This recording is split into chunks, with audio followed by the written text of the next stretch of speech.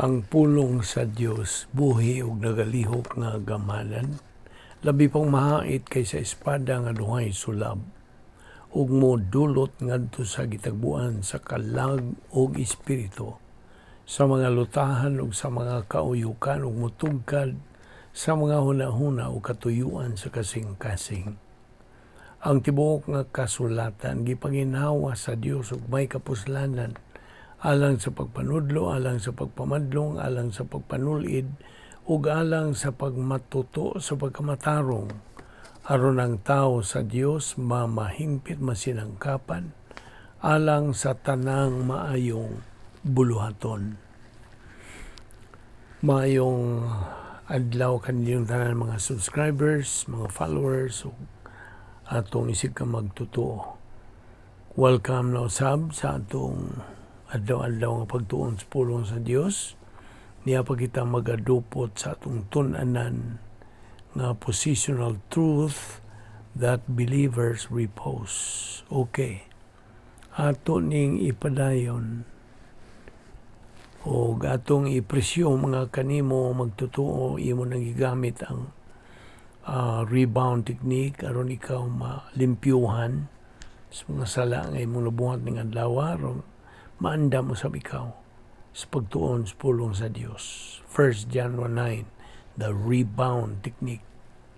Apan alang kanimo dili magtutuo ang imong giatubang isyu, dili ang imong pagsugid sa imong mga sala, kun dili ang imong paggamit sa imong kabuton sa pagtuo kang Ginoong Hesukristo ingon nga imong manluluwas. Therefore, magampo ta karon sa hilom aging pangandam.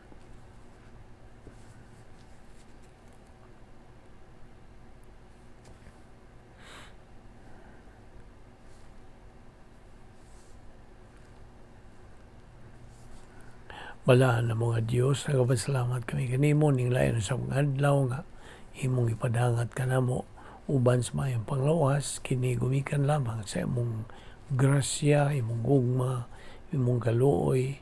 Dili kami takos gani nga mabuhi pa ng imong plano nagapadayon man sa paglihok dinhi sa among tagsa-tagsa ka kinabuhi. Salamat o Diyos ni ining kaygayunan sa pagtuon sa imong pulong. Lamdagi kami pinagi sa pagtudlo ka namo sa balang Espiritu Santo. Salamat ni among Bible study pinagi sa YouTube sa Balbido Evangelistic Ministry, kining tanan among ipasalamatan sa ngalan ni Ginoong Hesukristo. Amen. Okay, kagahapon atong ibiyaan kining punto bahin sa virtue love. So, when the Bible talks about love, kining maong matang sa gugma is virtue love. Unsa to'y pasabot sa virtue love? It is the byproduct of the advanced spiritual life.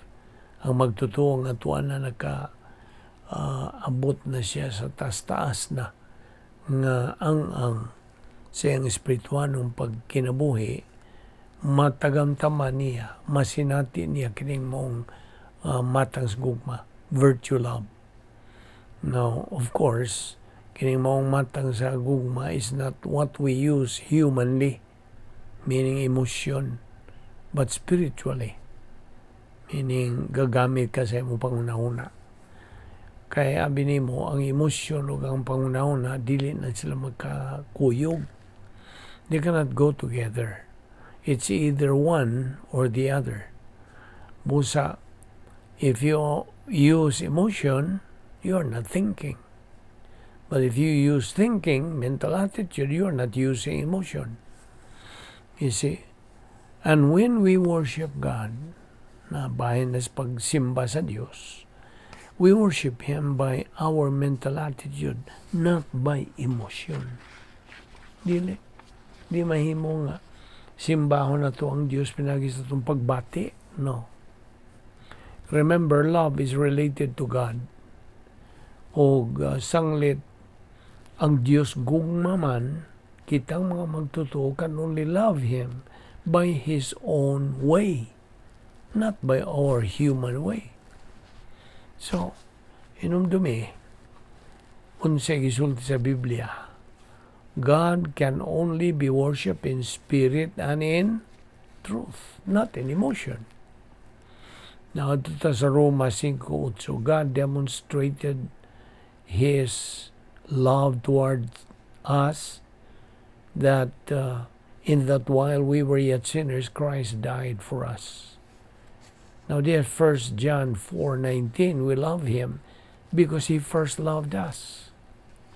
1 John 2:16, for all that is in the world, the lust of the flesh, and the lust of the eyes, and the pride of life is not of the Father, but is of the world. Verse 17, and the world passeth away, and the lust thereof, but he that doeth the will of God abideth forever. The also sa John 1:12, but as many as received him, to them gave he power to become the sons of God, even to them that believe on his name. Now, nag-isgot nagapon og rapport with God, no? Kining rapport, kining intimate personal relationship with God, rapport, kinahanglan suod gyud kini. Rapport with God must precede our rapport with our fellow men. Hinumdumi nga atong gugma, our love with God is vertical. Our love with man is horizontal. Ang gugma sa Diyos, this is not talking about emotion. You see, ato na po ningatag ang emphasia. It is a mental attitude, kining love of God. Aning kining gugma sa Diyos, bahin kini sa pagkamasaligan sa Diyos. It's part of God's integrity. His integrity, sayo na ta, is composed of His three attributes: perfect righteousness, justice, and love. Kini silang tulo. They compose God's integrity. Now, ang pulong sa Diyos ng gamando kanato mga totoo to love God with all our mind, with all our heart, with all our strength, and with all our soul. That is the first vertical forgiveness. Matthew 6:14, Mark 11:25. The second is to love your neighbor as thyself. Horizontal na. That's horizontal forgiveness. Ephesians 4:32. Now, kini mga mando na itong isgutan, masunod lamang, matuman lamang sa dihangang magtutuo ana magapuyo sulod sa operational divine sphere nga nagatuman sa protocol nga plano sa Dios. Sa laktod nga pagkasulti, sa dihangang magtutuo atuman ni ining iyang dynamic, unique spiritual life. So, sa dihangang magtutuo, moingon siya nga nagahigugma siya sa Dios, apan nagadumot siya sa iyang igsuon, kini siya bakakon. When a believer says he loves God but hates his brother, is a liar. Nanaam na 1 Juan 4:20. Tuod, paminaw, kita mga magtutuo iniining atong dispensation karon, ining kapanahonan karon, are admonished by the Word of God sa pagtuon sa doktrina. Pinaagi sa atong tukma nga pastor magtutudlo nga napunan sa Espiritu Santo o ganaay gasa sa pagkapastor magtutudlo. Kita mga magtutuo have to hear the teaching of the Word of God so we can believe it. See, faith cometh by hearing, and hearing by the Word of God. Romans 10:17. Now, inumdum ka na itong motivational virtue. Motivational virtue o ang functional virtue, magkuyo gini sila, mag-uban gini sila, they go in tandem.